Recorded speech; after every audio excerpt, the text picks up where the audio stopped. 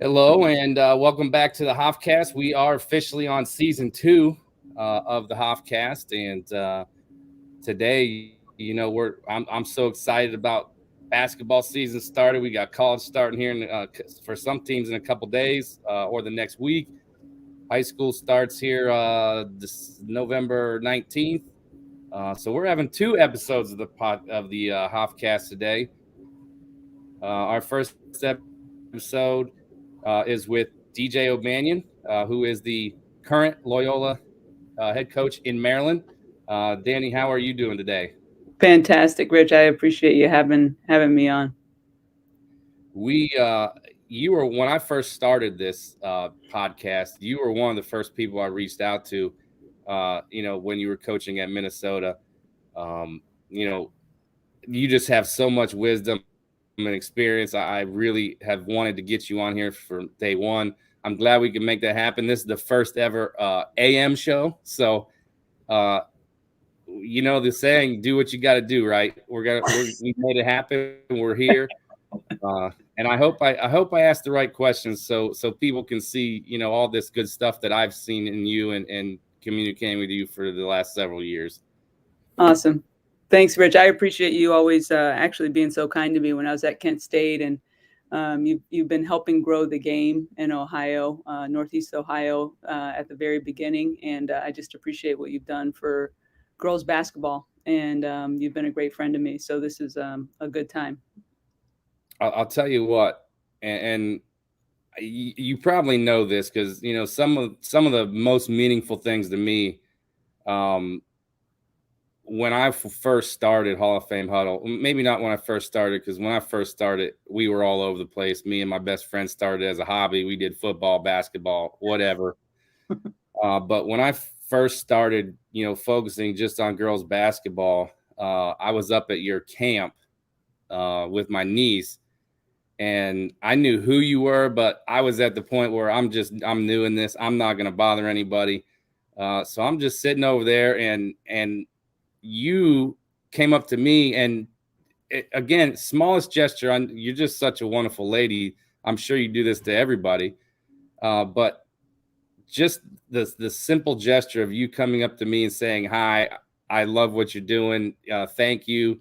I appreciate you coming to Kent. Um, when you really didn't have to do that, to me, that was one of the first things that I remember in my journey, that, man, maybe I can make an impact. People are noticing. So I have to thank you because, maybe some of those small things don't happen early in Hall of Fame Huddle. Who knows where it goes. So I definitely need to thank you for that as well. Um, you are now at Loyola, which is in Baltimore, and as you mentioned before, you're not from Baltimore, but you're from the area. How does it feel for you to come full circle into an area that you grew up in, and now you're the boss lady at a local university? It's really a blessing, Rich. I mean, honestly, very seldom in this basketball coaching lifestyle do we get to choose to do this at home. And it's an unbelievable opportunity at an unbelievable institution with support that is genuine. And I've said this before. I love Loyola because Loyola believes in me and my vision for our program here. And we have every access to the resources that we need to move our program forward. So to be able to do all of that with all of the right ingredients and a healthy environment at home is just something that you kind of read about or see in the movies. Now, before we went live, you were talking about you and your father went to the men's scrimmage last night. What does that mean to you, that you are closer to family now? You get to do some of this stuff up close and personal. Particularly with your father, who I'm sure was a huge part of your growth and journey, especially when you were younger. For What sure. does that mean to you now that, I mean, he could probably, I'm guessing he's going to be right behind the bench every game, right? He'll probably be right behind the bench. Um, it's just an unbelievable opportunity to make up, honestly, for lost time. I mean, in college coaching for sure, and any level of coaching, if you do it long enough, there's an element of nomad. There's a nomadic quality to a coaching career.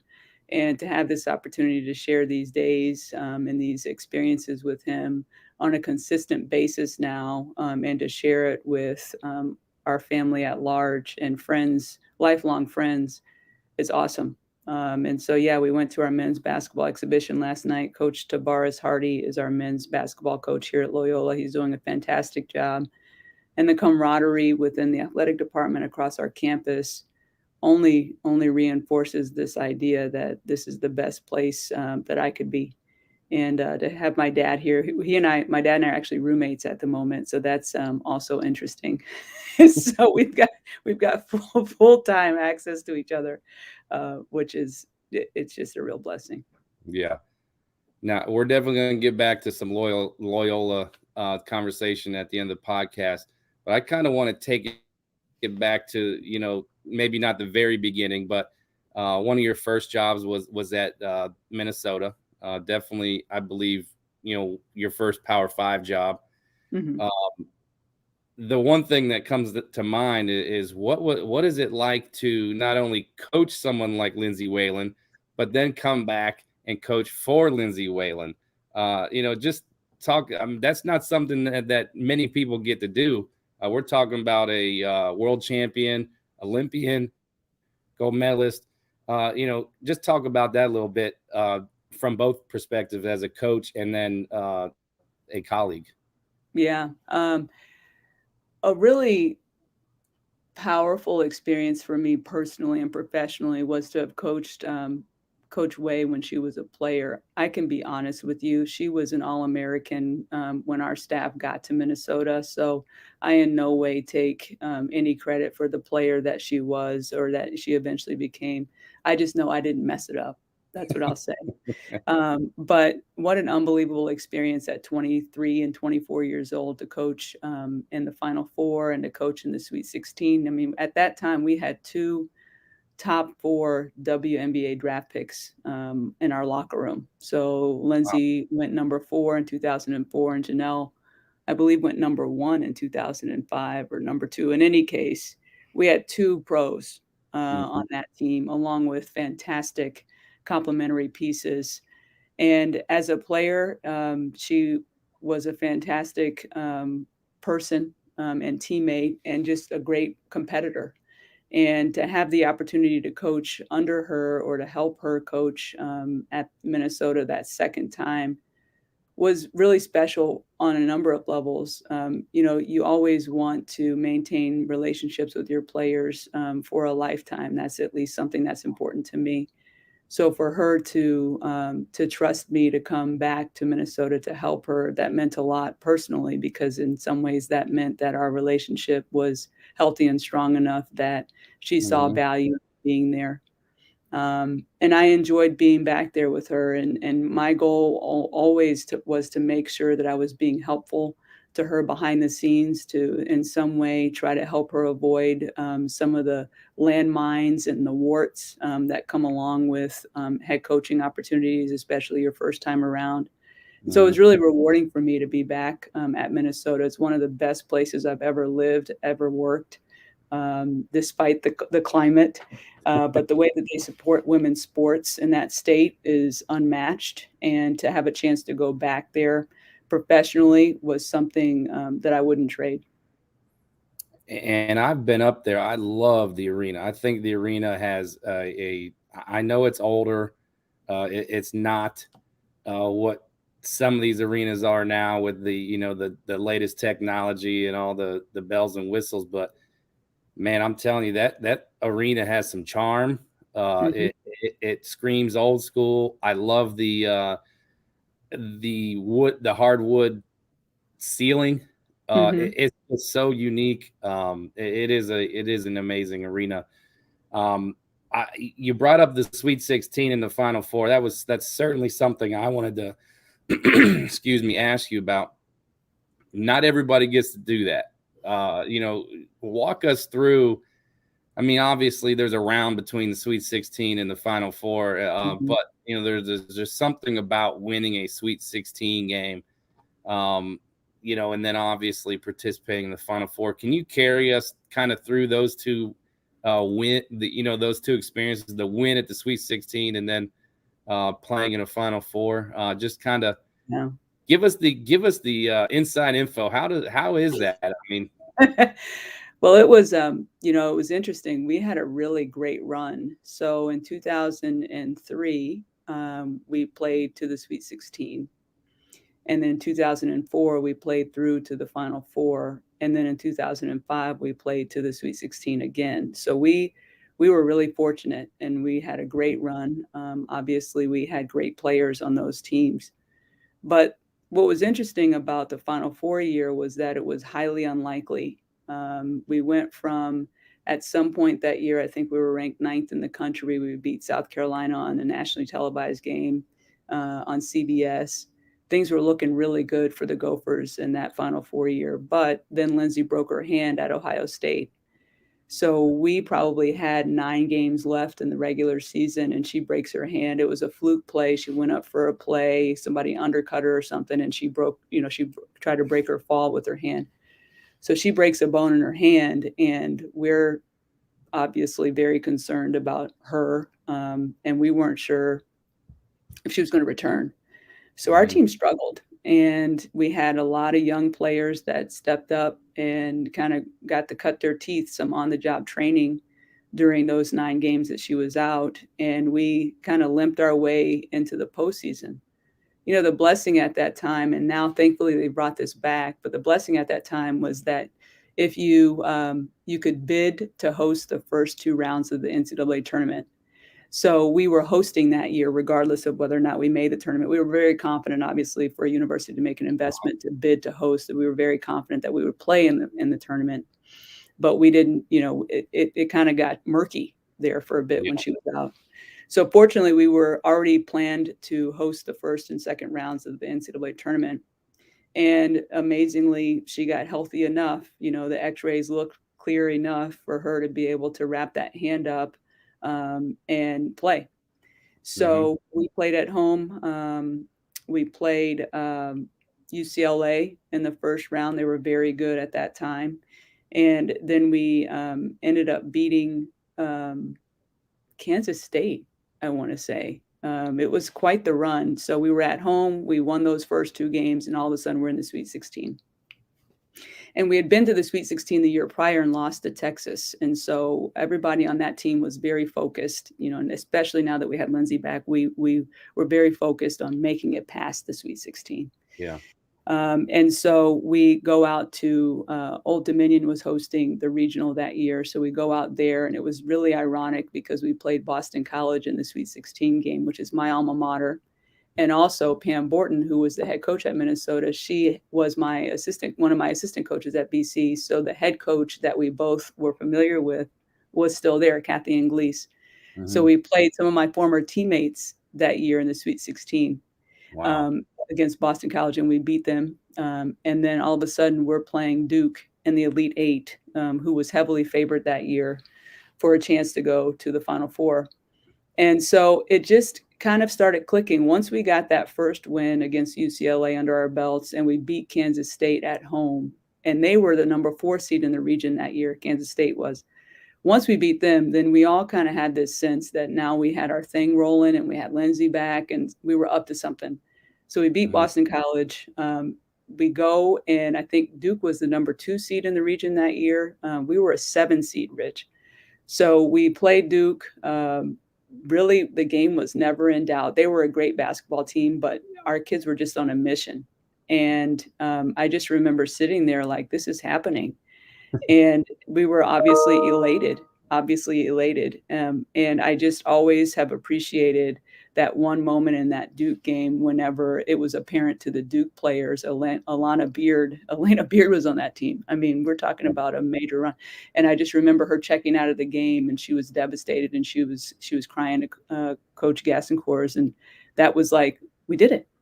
we did it, and so I just remember after the game, complete and total pandemonium. We had a tremendous following. The Minnesota fans that year were unbelievable. We had 9 players on the team, first of all, which is unheard of. So we were Wow. a merry band of 9. Yeah. 7 of the 9, I believe, were from the state of Minnesota. So the state of Minnesota rallied around our whole program and just rode with us. And we had a number of fans there in Virginia with us after we beat Duke. It was just awesome. But it went from, yeah, we're going to be pretty good this year to, when Lindsay was out. And then all of a sudden we're going to New Orleans for the first Yeah. time in school history. And it was just an unbelievable experience. One, obviously, that is unforgettable. And I was just telling our coaches maybe last week or so, I was 24 years old. And so my first coaching job was at Harvard. We won an Ivy League title. No thanks to me. No thanks to me. But I got off to a really nice start in my career. Ivy League Yeah. title, go to Minnesota that first year, Sweet 16. Second year, Final Four.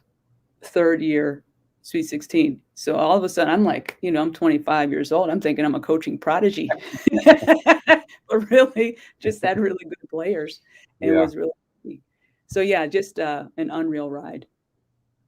Now I've been to the Final Four. I want to say 4 years ago. It was down here in Columbus. Mm. I believe it was the best Final Four in history. I think all 3 games went to OT. Couple That's right. last second game That's right. winners.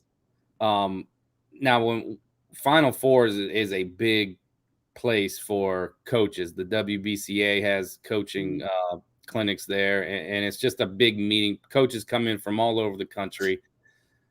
Unfortunately, 99% of them, that's the closest they're ever going to get to a Final Mhm. Four. Mhm. So what is that like as a coach? That first of all, how do you keep your players focused? Like it just seems like it'd be incredibly hard that whole week to Yeah. get past the celebration and the happiness, and I'm sure at some point it clicks like, hey, we still got our goals to take care of, but first of all, how do you keep the players focused, and then as a coach, what is it like actually participating in that instead of just being an observer?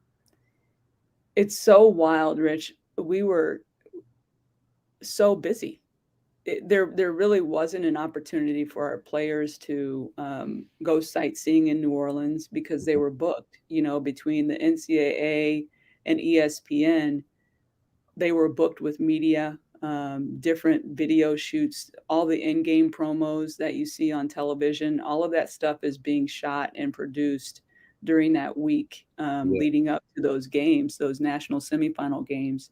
So they had endless media requests. I was blown away by how little time they got to focus on basketball Yeah. compared to what they were used to. By the time they were sashayed around to different appearances, there were some, how they had that Hoop City, one of the Yeah. little, so they were going, they were asking for Lindsay and Janelle all the time to go sign autographs, to sit down with the broadcast team for the national semifinal games, to do photo shoots. I mean, it was unbelievable. So, worrying about them wandering around town was really not something that was an option. You From guys a even coach get to go home? Like, After Virginia, we did. So the NCAA still has this rule in place that you must return home within 24 hours of your last game. So okay. we beat Duke. I think that was like a Monday night, and so we flew home that night. We didn't even get to stay, so we flew home that night, and we had like Tuesday through Thursday. I think we were back in Minneapolis, and then we flew down to New Orleans on Thursday. So you're just constantly moving. We got home from Virginia, turned over some laundry, dumped out the suitcase, and then maybe I don't even know if we went shopping. You always think, well, if we're in the Final Four, I'm going to get all new. I don't even think we had time to go shopping, Rich. It was just so we were so booked. And then from a coaching perspective, it was funny because that was the first time experiencing the Final Four where I was still working. And I mean, let's be honest, typically the Final Four for coaches, that's our spring break. That's the first time Yeah. since the fall or late summer prior that we've had any free time. It's like a big family reunion. So typically people are having a lot of time to socialize and hang out. But when you're working, there's none of that. You're in your hotel watching film. You're making sure that the players are getting to all of their appointments, getting their recovery, film study. It's a work trip. And so that was a unique experience. It made me feel a little bit sympathetic for my colleagues that do that on an annual basis, that they never get to enjoy the Final Four. Some of those But it, probably wouldn't go anyway if they're not. I mean, I have a yeah, hard time believing Gino's going to go to a Final Four to hang out. yeah, If he's not might playing, not, but maybe he will. might not. I don't know. So yeah. But it was. I was happy to be working. I was very happy to be working. You mentioned earlier, helping Lindsay with as a head coach, try to avoid the bumps in the road and some of that Mhm. stuff. You were obviously the head coach at Kent State. You were the associate head coach at Memphis. Now you are back at the head coach position at Loyola.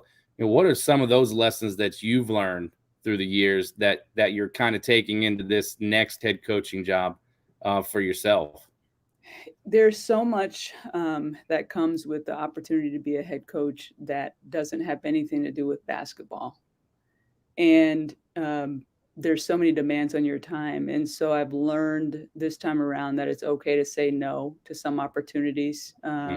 If they don't directly contribute to our team's preparation and success, I typically am saying no right now. I think it was unusual for Lindsay's first opportunity to be a head coach to be at Minnesota, obviously, very deserving as it's her alma mater. But being the head coach at Minnesota and all of the demands on her time and schedule, that's a different job than the job at Loyola University, Maryland. And it doesn't mean that one's better than the other. It just means that there were things that she and things that she's still managing that I don't have to manage. And so I wanted to be in a support role for her because she had days where she had to film her weekly coaches television show, do an hour press media a press conference, write practice, go speak to the Kiwanis Club, and then shoot a commercial. Like, Yeah. at what point does she get to watch video or interact with the players? And so one of the things that I've learned through the years is that it's okay to say no if it's not a priority at that time. And that's a life lesson, really. That's a life lesson, really, because we have a finite number of resources, right? You have a finite level of energy and mental focus to give. So saying no is okay. It doesn't make you weak. It doesn't mean that you're being rude. It just means that you're prioritizing your priorities. And I've also learned the value of making sure that your support staff that you have healthy relationships with your support staff. Statistically speaking, Rich, your strength and conditioning coach and your athletic trainer spend the most time with your athletes of anybody. And Mm-hmm. so making sure that we have a unified voice and a unified vision for what's supposed to be happening, that the standards are consistent. Because they see your student athletes when your student athletes are at their lowest, honestly. They're maybe injured, maybe dealing with some emotional distress. They're pushing them in ways that we might not get to in the summer sometimes. So making sure that those two people, your athletic trainer and strength and conditioning coach, understand, at least in my perspective, those are really the MVPs of our staff, more often than not, making sure that we have a unified vision and voice and standard of care and communication. Crucial.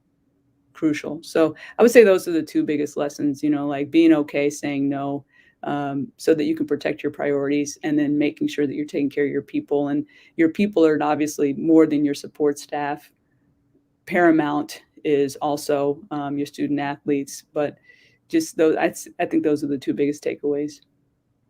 Now, DJ, I know there's a lot of great qualities about you as a coach, but correct me if I'm wrong. One of the strong suits that you've been considered as a incredible recruiter through the years. I mean, again, there's a lot of positive, but when people think DJ O'Banion, they think great recruiter. I'm happy with that. What goes into that for you? Like, what are, you just spoke a lot about priorities. What are the priorities in recruiting that have allowed you to gain that reputation and continue with it?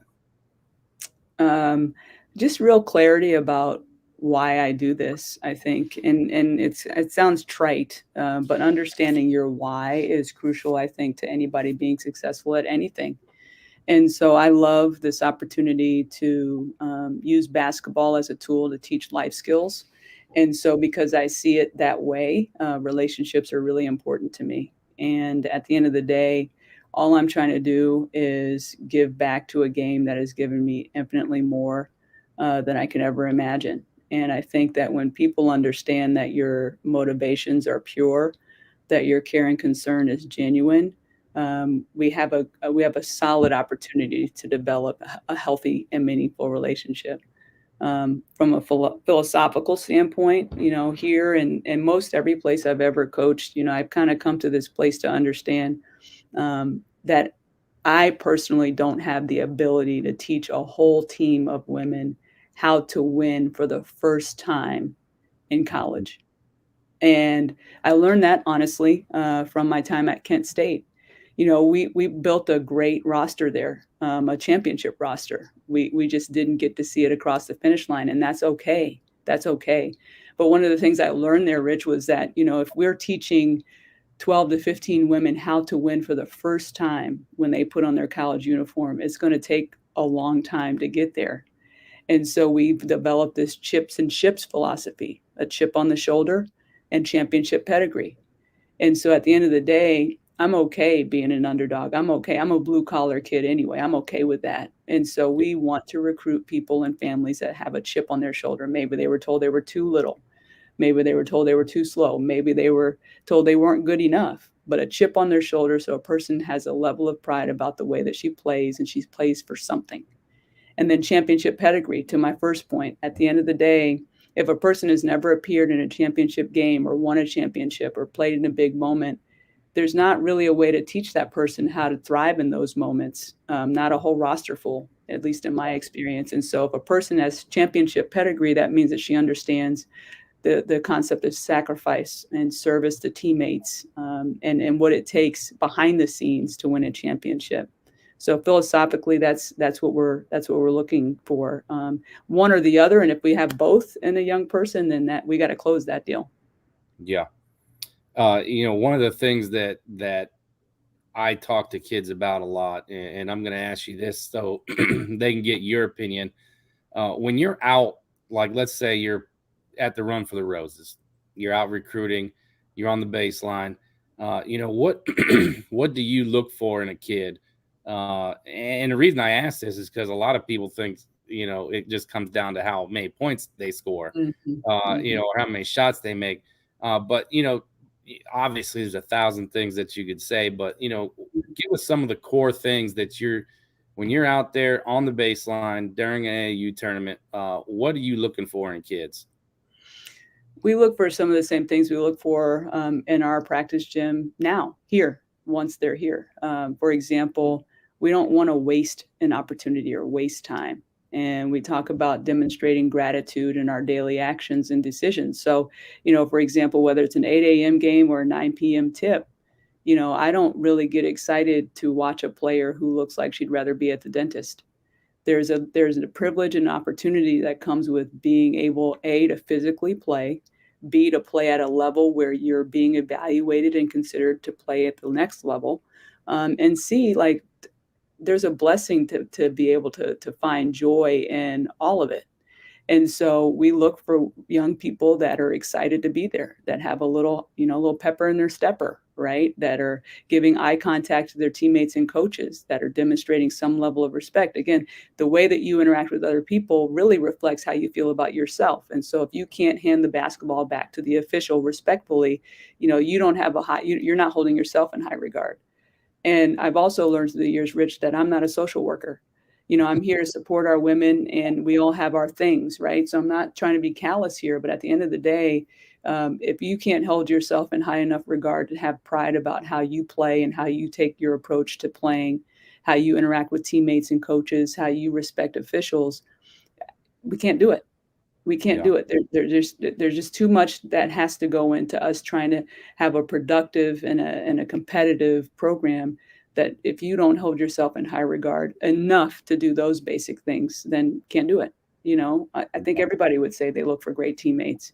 If you're in the game or out of the game, somebody who's not engaged on the bench, I do watch players when they come out of the game. Do they jog over to the sideline, take any feedback from their coaches, high five every teammate on the bench? Because those are the standards that we have here. And so if some of those behaviors are not already present, then for me on the front end, then I already say it's not a fit. Yeah. And so I've also learned that through the years, like fit matters. And if we don't have some core values and some core principles in common on the front end, it's not going to work. Okay, I promised you there would be no hot seat questions, but this next one might be a little borderline. Okay. And this is not directed to you. This is in a general blanket question. I see coaches on Twitter. I see, they always give the great answer. We have a certain standard, but in reality, everybody knows that if a kid's good enough, coaches are going to overlook quite a bit. So what do you say to, like, when there is a kid that has bad body language, doesn't high five their teammates, but this kid is a stud, and maybe you thought she was going to go Power 5, and because of those reasons she don't, but now you're thinking, this kid might be able to help my team, but we got to compromise on some of that stuff that we already said was really important. How do you approach that, and the perception of compromising on your beliefs? Just kind of address that for a second. It's a fair question. I don't think that's a hot seat question. I don't think that's a hot seat question, Rich, at all. I mean, that's a decision that some people make to compromise on their values. I don't. And so you won't see us take that type of calculated risk at Loyola. Maybe that means it takes us longer to win big. But at the end of the day, that's not a win. If you're compromising who you are, you're compromising your program values. That's my opinion. That's my position on it. And some coaches feel like they're in a position that they have to take that type of calculated risk. I think that you lose the respect of the rest of your locker room when you do that. And so you have to really do some soul searching about whether or not it makes sense to take that type of risk for the sake of a few more wins. But, I can think of a number of players that you and I have talked about through the years who fit that category. And those players are now maybe on their second or third program. Yeah. And that's part of what you have to take into consideration on the front end. Can I take this calculated risk and be okay if it doesn't pan out? And some people, the answer is yes. And other people like myself, the answer is no. Now, I will tell you this, when we get our program culture cemented and we have locker room leadership and less coach-led leadership, I might roll the dice once on a player. But that always is allowable only if you have a player-led locker room, in my opinion. And we're just not there yet here. And that's not a criticism. That's a reality in terms of establishing culture and standards. I like that. I mean, that's a great answer. It was kind of a hot seat question because I didn't want you to think I was pinpointing you, but maybe I was on the hot seat and not you. Coach, I know this is probably not the easiest thing to talk about, and I really wanted to get into the point in your life where I knew you were at Kent State, and you were diagnosed with cancer. From an outside perspective, you really handled that with grace and a ferocious approach at just beating it. And thankfully, thank God you got through that, and it seems like you're in as good as health as you ever been. I know you took up running. I see it on Twitter quite a bit, and it makes me tired how far you run. But I don't really have a specific question, but can you kind of just take us through, you know, what that was like finding that out, and you know, your initial reaction, and how long did it kind of take you to get to the point where, hey, I'm gonna beat this, and that's all there is to it. Yeah, I'll never run away from an opportunity to talk about that time in my life just because I'm still here. And I really believe that that is part of my story. Um, it was supposed to be part of my story, and so I'll always tell it. And I'm thankful that it's part of my story. I'm excited that fewer and fewer people know that to be part of my story on the front end. That means that over a period of time, hopefully the basketball coaching and the other aspects of what I do um, have become more notable. But God's been really good to me. And when I was at Kent State, I had not been feeling ill and really never felt ill to the degree that many people who fight cancer do. And I'm thankful for that. My cancer diagnosis was an incidental finding, which means that I had an outpatient procedure performed. And in doing the normal protocols, as a result of that outpatient procedure, they discovered the cancer cells. Mhm. So the protocols worked, right? The safety protocols worked. That's why they do them. And so we were in our third year of a 4-year contract when I found out, actually, around this time in 2014, that I had cancer. And so my initial reaction was that I thought it was ridiculously inconvenient for this to be happening Yeah. at that time, because I knew that we needed to demonstrate some real progress, and I felt that we were positioned to do that. So I was really irritated, to be honest with you, when I first got the news. And then immediately we went into game planning mode. I mean, that's what you do as a coach, right? You come up with a game plan, you do your research, and you Mhm. come up with a game plan. And I was really fortunate to have the support of the Kent State Athletic Department and University, that I did not get forced into a medical sabbatical. Sometimes people are encouraged to take that time to focus on their health, and I'm thankful for that. I'm thankful that I was transparent with them and they respected that. And we did have a plan in place if at some point I was unable to uphold my responsibilities to our team and to our program. We had a plan in place, but fortunately, it didn't have to be activated. So, at the end of the day, I still say the basketball is what was the best medicine during that time, because the basketball gave me a chance to stay focused on things that we could control. It gave me a chance to feel normal. At some point, when you're going through cancer treatment, as much as mentally, I felt like our mental approach, my spiritual approach was strong. At some point, you physically start to look different, and then that prompts people to treat you differently. And Yeah. it's not anything personal. It's just that when people perceive you to be sick, sometimes people don't know what to say. And so some of the things that people said in response to what was going on, it was really appalling.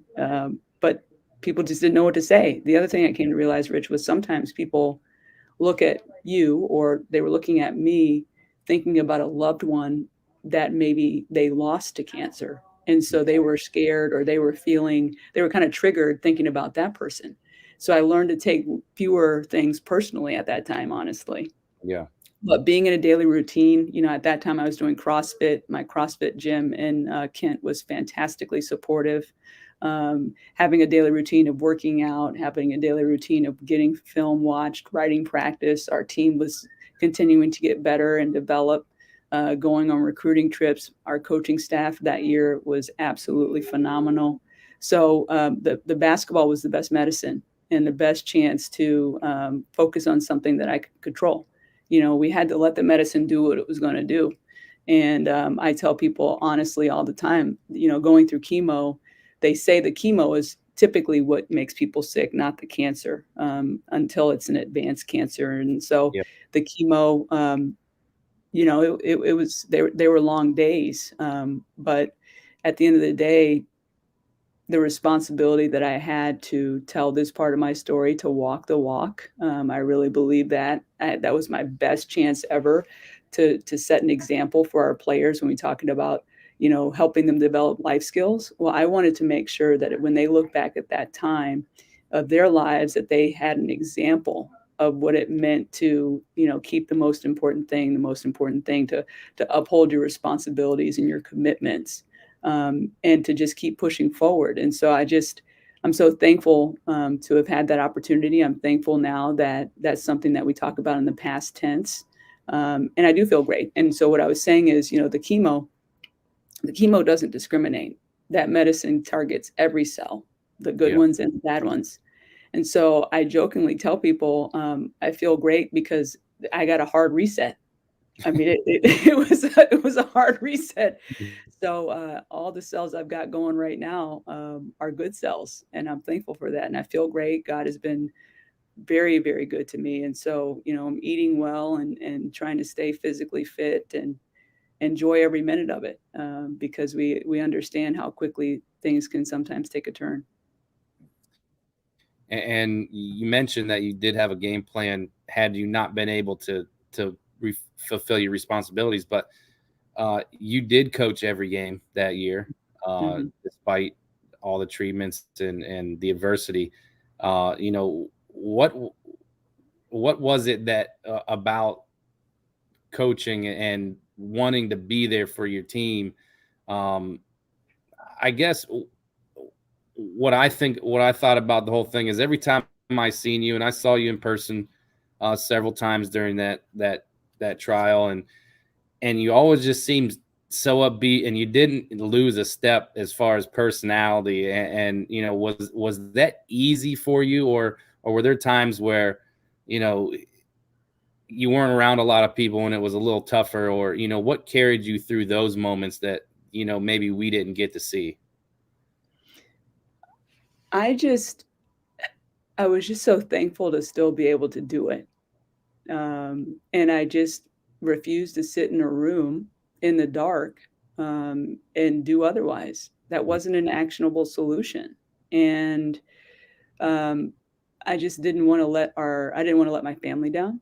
I didn't want to let our team down. Again, I just always wanted folks to be able to say, regardless of the outcome, that I was the same Danny and I was doing what I was responsible for doing, and I set a great example. And so it I wanted to be my best self, and really move our program forward. I mean, you were there with us, Rich. It was a hard job. There was a lot of room for improvement, and we got the right kids in, and it was happening. And so I just didn't want to lose that momentum.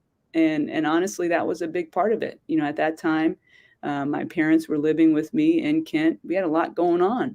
Yeah. So I was trying to make sure that they were good, and that my family knew that I was doing my very best to provide and protect them, and make sure that our program and our players knew the same. So there wasn't really an option for me to do anything other than keep pushing. Yeah. And I was thankful. I was thankful to be able to keep pushing. Well, it is wonderful that you obviously made it through, and you can be an example to anybody who has to go through that. I know you got to get going here in about 10 minutes, so I want to definitely ask you about Loyola a little bit. What are some things that you have to put in place? This being your first year, you're obviously about to start the season here. What are some things that that you want to implement to, you know, I'm not really familiar with their record previously, but Yeah. to be a contending team, what is it going to take for you to install some things to get to that point?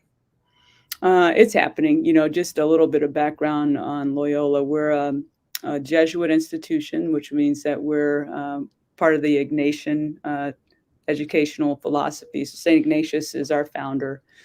So there's a real commitment philosophically at the university of being people of service, advocates for folks that are otherwise voiceless, a high value on education, the education of the whole person. We're a smaller liberal arts campus, so we're a campus of about 4,200 students. and we're located in Baltimore, but in a residential area of Baltimore. So we really have a very picturesque campus with a nice gated community. So we're a smaller school than Minnesota, which is great because our students don't need multiple bus systems and scooters and Ubers to get from class to practice and to the dorms. And so Loyola, our program has been dormant over the past few years. And if you Google us last year, our team, before our staff got here, our team didn't win a game last year, Rich. And that's okay. And that's okay. I There's probably so should much. have done research before I got you on here, but Yeah, and no worries. I mean, we're in the Patriot League, a fantastic Patriot League where you can earn it all, we say here. You can have a high academic institution here. You get a fantastic education. And you also play at a high level of Division I basketball. And I will share also that we offer athletic scholarships, which may be one way that we're different from the Ivy League. So all of that to say that there's an awesome opportunity here at Loyola. And I said this at the beginning of the podcast. Loyola wants to be really good in women's basketball. And they believe in the vision that I have for our women's basketball program. That's huge because that's not always the case, honestly. yeah. And so there were three things that I observed watching film in preparation for the interview. And I shared this with our team on the very first day. Number one, watching game film from last year, our fitness and conditioning was below standard. Number two, there was something very weird about our team chemistry last year. Not a critical statement, just an observation. And that was just because the basketball wasn't going where it needed to go. It looked like there was some high school Harriet stuff happening in the locker room. And then finally, our size at position. You know, physically, we weren't built for it. You know, when you're lined up our team across from the teams that I was watching us on film, we were uniformly a little bit more frail, a bit smaller. And so those are three areas of opportunities that we've set about improving and taking advantage of right away. So this summer, we were here for 8 weeks of summer access as women's basketball players. And that's the first time in program history that our whole team has been here at the same time for the whole summer. And so not surprisingly, on average, our returners, their Olympic lifting maxes have gone up by 20 pounds. And so that's big, obviously. Yeah. You know, our fitness and conditioning, we were doing 2-a-days for 8 weeks this summer. Our conditioning is at an appropriate level. We've played 2 closed scrimmages now, and our conditioning is holding. You know, that's not something you just kind of drop off, but at least we're conditioned at a level where our women can be competitive and compete physically for the entirety of the competition. So I'm really proud of that. You know, in terms of our team chemistry, we've talked candidly about it needing to get better. We've taken our team through a number of seminars. We have team time every Wednesday where we sit, we don't touch a basketball. We talk about different ones of our core values, how we can better communicate with each other, how we can better respect and love each other. Because at the end of the day, you understand that the most fruitful team experiences come out of a place where there's mutual love and respect. Everyone treats each other with dignity. And so we've really set about working on that and showing a real commitment to that. And then in terms of size at position, we've really tried to provide more nutritional education and resources for our women so that they can fuel their bodies better. We've talked more about recovery and prehab and just taking care of the gifts that they have. And then the last part of that size at position, Rich, is recruiting. And, you know, fortunately, I have a great coaching staff, and they've done a fantastic job of growing relationships, both here in the region and in places like Ohio and Minnesota, where we've been before. So we're moving forward. And so now we're getting to the good part here where our fans and family can see what we've been up to. I have one more question after this, but lastly on Loyola, you know, it sounds like you kind of got at least the foundation moving on some of your principles. You know, what is the vision of Loyola specifically?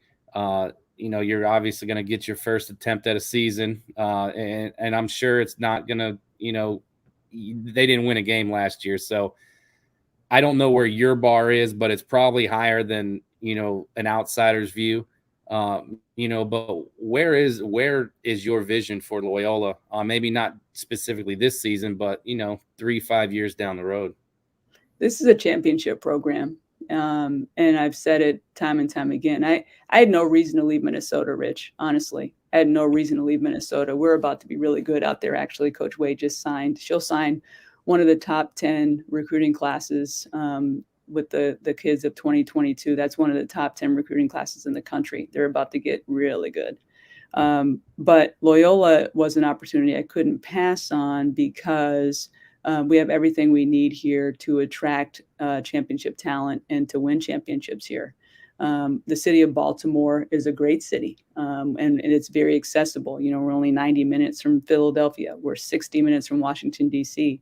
We're maybe 3 hours from New York City. So we can get to hotbeds of talent.